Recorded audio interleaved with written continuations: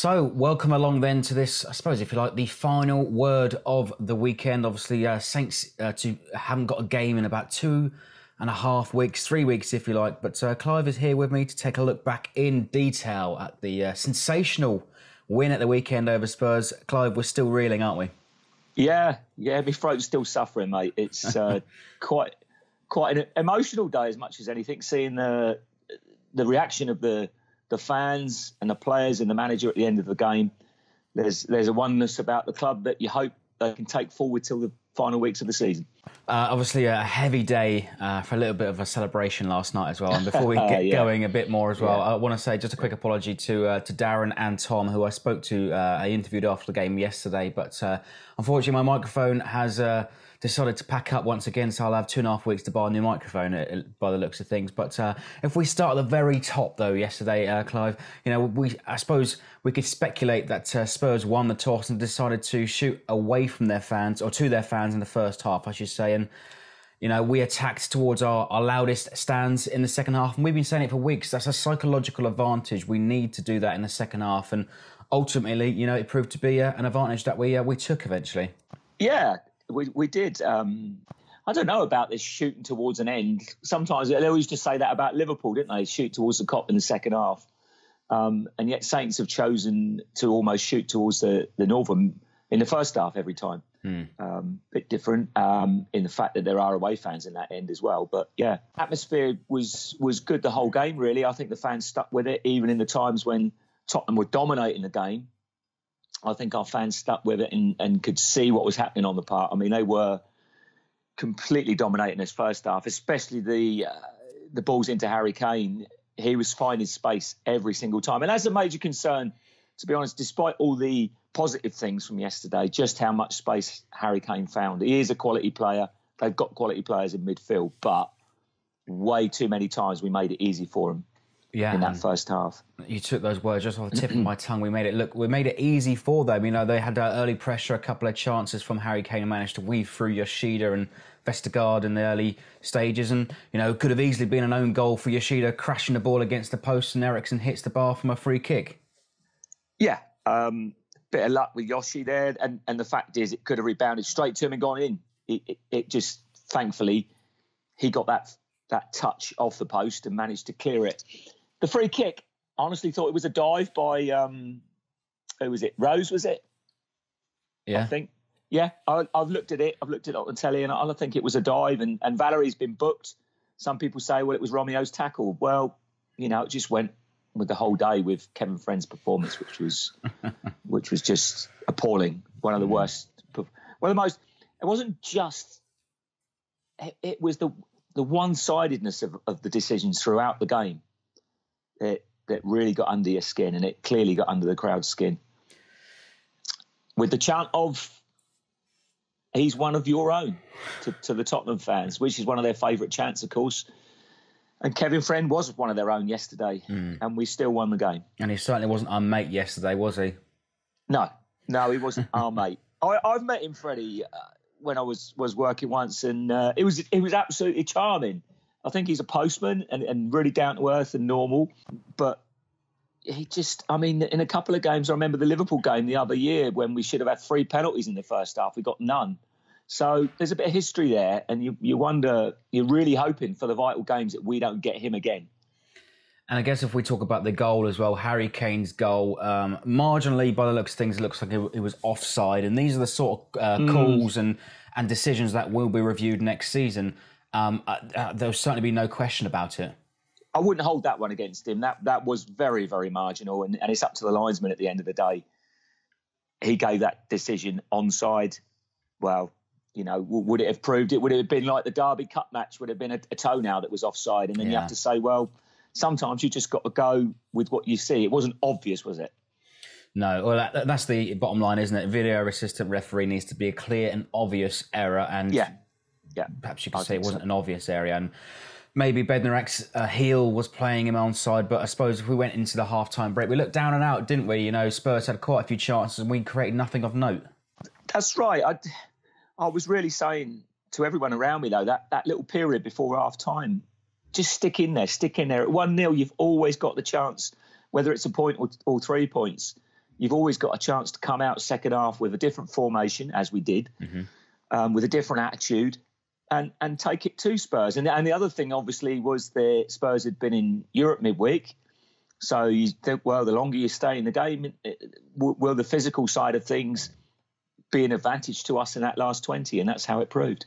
And you could even say maybe Pochettino had a bit of arrogance before the game, making 5 changes from that Champions League game, almost sort of writing this one off and almost going into it so that it's a guaranteed win. But credit to us, though, we came out in the second half with 2 changes. Josh Sims, Shane Long both introduced. And what do you think he said at half-time? He came through that test with flying colours. Well, first of all, I wouldn't say it was arrogance in the fact that Harry Kane, Dele Alli and Ericsson were all on the park first half, and they are just top quality, mate. And, so I wouldn't say it was arrogant. As far as what Ralph said at half-time, I think, the game goes so fast, doesn't it, when you're watching it? But you have to assess that the 3 at the back just was not working, and Tottenham were ripping us to pieces. And many times it was 3v3, and quality players are always going to find space. So he had to change just the numbers, really, and change the attitude. I think he got stuck into him at half-time, clearly. But the one guy who made all the difference was Josh Sims, little Josh Sims, who's had a bit of a nightmare at Reading on loan, come in from the cold, always rated him in the past, and made a huge difference to us. Yeah, and actually the BBC rated him as the man of the match yesterday, made a significant contribution as well. You could almost say that he's our secret weapon. He hasn't played in the first team for over 18 months or so. And, the referee, the Kevin Friend show also carried on the second half as Josh Sims gets clean through and gets a whack in the face from Jan Vertonghen. That should have been a red card. I don't know about a red card, mate, but it's a foul. Whether it's inside or outside the box again, I don't know. It's one of those borderline ones you get some days, you don't others, and you're never going to get it with Kevin Friend. But no, I don't think it's a red card. I don't think Vertonghen's... How can I put it? It's not a vicious... It looks a vicious bit of play, and when you see the picture, it looks horrendous. But actually, it all happens so quick. He's going for the ball. There's no intention to injure Josh. But obviously, yes, it's a foul. Simple as, mate. And we didn't get it. And it's right in front of Kevin Friend. How's he waved play on from that? I do not know. Yeah, that was my next part, I suppose, if you like. Why on earth he waved play on as well? How could he not see that? And he's even got the assistant referee closer to the action on that side of the pitch. Yeah. But that's, in a way, all these little incidents, they're firing the crowd up even more, firing the players up to greater, efforts, shall we say. And it eventually told, didn't it? And Spurs clearly tired, I think. They definitely tired. We were creating space down their flanks, and we got in 3 or 4 times. And, the goal, all right, BBC picked the holes out of it and said he should have cleared it, But it wasn't the first time, was it? We'd got round the back quite a few times. Well, the momentum was certainly in our favour, as I suppose, when that incident happened. We were neutralising Spurs' threats. They hardly created a chance in the second half, and eventually we do manage to get ourselves on the score sheet. Jan Valery, once again, as you say, quite fortunate with the strike. He hits it, it bounces over the wrist, and it falls through 3 Tottenham players. But that's, it's the law of averages, isn't it? That was about the 4th chance, wasn't it? Because you had 2 from Nathan Redmond, 1 at the near post that you thought, how's he missed that? I think some parts of the ground thought it was in because the net bulged, obviously. What was the other one? There was Højbjerg. Yeah. Højbjerg's chance. So, law of averages, one of them's going to go in eventually. And the pressure told, mate. And I suppose... Great. The sensational afternoon was capped off in dramatic fashion once again from James Ward-Prowse. Beautiful free kick once again. He said in his interview after the match he's been practicing that in his mum and dad's back garden for years. And just like De Gea last week, Lloris was left clutching at thin air. Ward-Prowse, a goal machine. Goal machine. He certainly has turned it around, hasn't he? It's always something that I thought he was capable of, but we've waited so long to see it, haven't we? What's he played more than 200 games, hasn't he? Yeah. But, and when he started scoring, even though most of them were from penalties, I thought that would give him the confidence. But it's been a long time coming, but just proves if you keep practicing it, you will get your chance. And he's got a superb attitude to train into everything that he does. And I'm so pleased for him because he's taken a lot of stick, unnecessary stick, in my view, from certain sections of the Saints following. Because a lot of the work that he's done in the past has been off the ball. And he works hard, really tremendously hard for the team. So I'm delighted that his current, I mean, delighted for him, but delighted for the Saints and the whole club because it's given us a good chance of avoiding the drop now. Well, it'd be an absolute tragedy if he doesn't get called up to the England squad next week either. I'm happy if he don't, mate. I'd rather that he does the business for us between now and the end of the season, and doesn't go up there and get people talking about, how much money they're earning here, there, and everywhere. Because I don't think he's that sort of lad anyway. But clearly, if that form keeps up, he's going to attract the attention of the big guys. And it was so strange as well. In the summer, he was even linked with a move away to Watford. Watford, yeah. I was very pleased that he stayed here.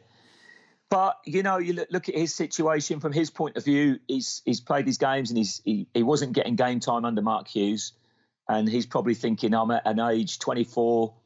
I've come through the ranks really early. I need to be playing first team football. So probably was on his mind, but he didn't want to. It's a wrench. He loves the club. He loves the area, and thank God he stayed. And I guess in the context of things, we had to win. All our other relegation rivals were also winning yesterday afternoon, and it's the first time we've won a game from a losing position. When was the last time we did that? We think it was the win at White Hart Lane when Stephen Davis scored 2 goals. Steve Davis, yeah, probably. I don't know. You're the fact finder, mate.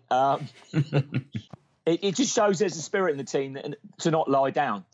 And to come back. And look, we come back at Man United last week. That showed a lot of character. I think what Ralph's done more than anything, he wants us to compete in every game. And I think that's shown against these top teams where you're not expecting anything, really. You're just expecting a glorious defeat, I guess. So to get 3 points against Arsenal and Tottenham is absolute. For all the negatives of losing to Cardiff, this has been one massive positive. And it's a huge feel-good factor for the fans as well. And if we're looking ahead very briefly to the Brighton game, that's a huge game in the context, a 6-pointer. Yep, Brighton could have got away from us yesterday. Obviously, they had their win at Palace. Bit disappointing from our point of view. Maybe a draw would have been the best result, but it doesn't matter. We do what we've got to do. And I think we're a better football team than Brighton, but they're very wise. And the thing that does worry me is the way that how Harry Kane found so much space.